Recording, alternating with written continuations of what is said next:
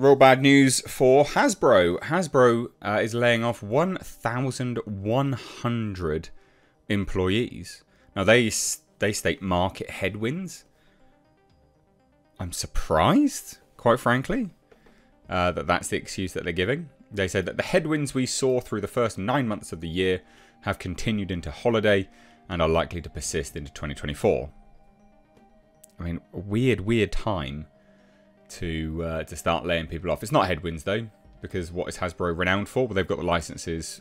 It's for Disney, Marvel, Star Wars, Transformers, G.I. Joe, Nerf, Monopoly, Potato Head, My Little Pony, Play-Doh, and more. What's the real part of it though? Well, that would be Disney, Marvel, and Star Wars.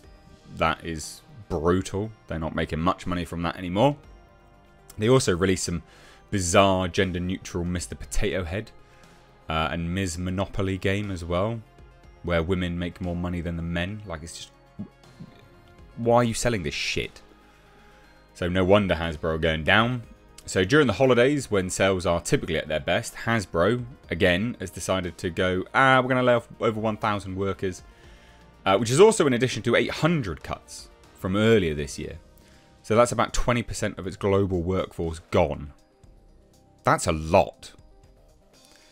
A hell of a lot. Now, this is what they said anyway. So the market headwinds we anticipated have proven to be stronger and more persistent than planned.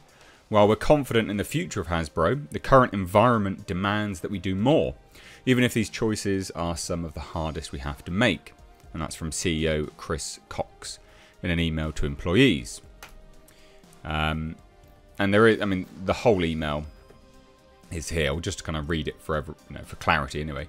A year ago, we laid out our strategy to focus on building fewer, bigger, better brands and began the process of transforming Hasbro.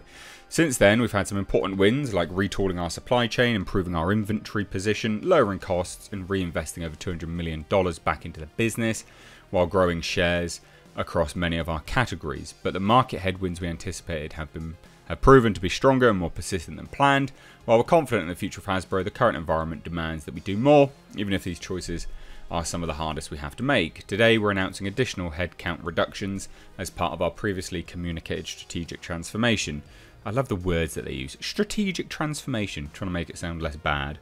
Affecting approximately 1,100 colleagues globally, in addition to the roughly 800 reductions already taken. That's brutal.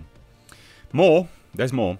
Our leadership team came to this difficult decision after much deliberation. We recognise this is heavy news that affects the livelihoods of our friends and colleagues. Our focus is communicating with each of you transparently and supporting you through this period of change. I want to start by addressing why we're doing this now and what's next. This is what the kind of bullshit they give anyway. So why now? We entered 2023 expecting a year of change, including significant updates to our leadership team, structure and scope of operations. We anticipate the first 3 quarters to be challenging, particularly in toys, when the market is coming off historic pandemic-driven highs. While we have made some important progress across our organisation, the headwinds we saw through the first 9 months of the year have continued into the holiday and are likely to persist into 2024. If you can't make money in the holiday period as a toy firm, what the fuck? To position Hasbro for growth, we must first make sure our foundation is solid and profitable. To do that, we need to modernise our organisation and get even leaner. While we see workforce reductions as a last resort, given the state of our business, it's a lever we must pull to help keep Hasbro healthy. So what's next? What are they going to do, guys? What do you reckon? While we're making changes across the entire organisation, some functional areas will be affected more than others. Many of those whose roles are affected have been or will be informed in the next 24 hours, although the timings will vary by country in line with local rules and subject to employee consultations where required. This includes team members who have raised their hands to step down from their roles at the end of the year as part of our voluntary early retirement program in the US. We're immensely grateful to these colleagues for their many years of dedication and we wish them all the best. The majority of the notifications will happen over the next 6 months, with the balance occurring over the next year as we tackle the remaining work on our organisational model. So they're going to standardise process within finance, HR, get rid of the HR department, it's fucking useless. IT and consumer care, probably need that. As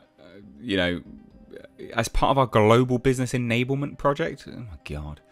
What a total bunch of nonsense. So they're going to minimise management layers, create a nimbler organisation. Should always minimise middle management. These people don't do fucking anything in jobs, careers anymore. I mean, there's not a lot else, to be fair. Looking ahead, cost cutting is not a strategy. We know this. That's why we'll continue to grow and invest in several areas. You are literally cost cutting, you dunce.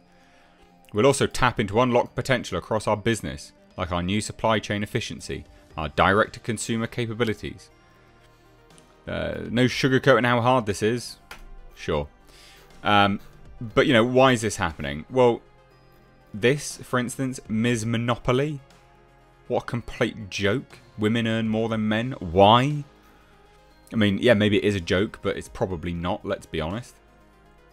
You know, you've got Disney movies being complete failures.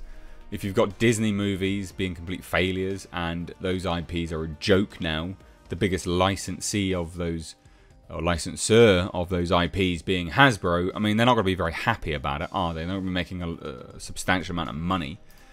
And then this whole gender-neutral Mr. Potato Head. I mean, what a fucking joke this is.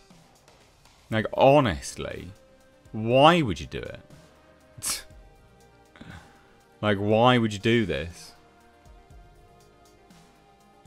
While we're renaming the Potato Head brand to Potato Head to better reflect the full line, the iconic Mr. and Mrs. Potato Head characters aren't going anywhere and will remain Mr. and Mrs. Potato Head.